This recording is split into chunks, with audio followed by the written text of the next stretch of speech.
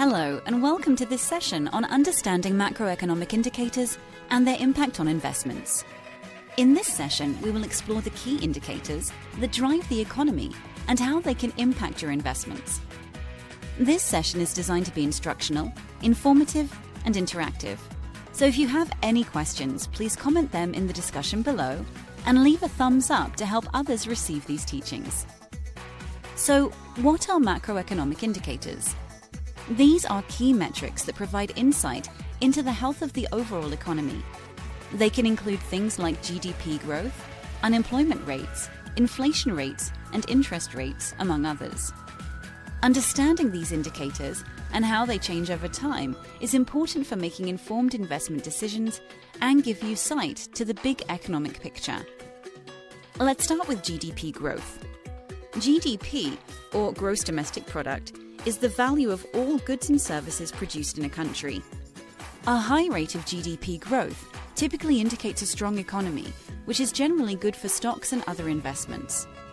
On the other hand, a slowing GDP growth rate can be a warning sign that the economy may be struggling, which can be negative for stocks and other investments. Another important indicator is the unemployment rate. A low unemployment rate suggests a strong job market, which is typically good for the economy and therefore good for investments.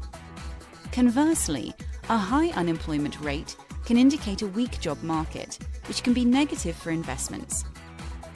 Inflation is another key metric to consider. Inflation is the rate at which the overall prices of goods and services increase over time. A moderate rate of inflation is considered healthy for the economy, but too much inflation can be damaging. High inflation rates can lead to higher interest rates, which can be negative for investments. Interest rates are also a critical macroeconomic factor. Central banks, also referred to as the Fed, use interest rates to control the money supply and inflation.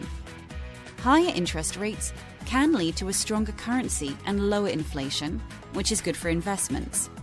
Lower interest rates, on the other hand, can lead to a weaker currency and higher inflation, which can be negative for investments. This is because higher interest rates cause a tightening of credit spending, and low interest rates tend to increase spending, which accelerates market growth. So, what can you do with this information? Understanding macroeconomic indicators and how they change over time can help you make informed investment decisions. You can use this information to assess the health of the economy and determine which types of investments may be performing well in the current environment. You can also use this information to help diversify your investment portfolio so that you are not too heavily invested in any one sector or asset class. Make sure to leave a thumbs up if you found this content informative, and be sure to hit that notification bell so you don't miss any future lessons. In conclusion, macroeconomic indicators are important metrics that provide insight into the health of the overall economy. Understanding these indicators and how they change over time can help you make informed investment decisions and manage your investment portfolio effectively. Thank you for joining us in this session on understanding macroeconomic indicators and their impact on investments.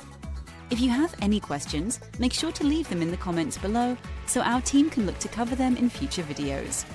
We'll see you in the next one.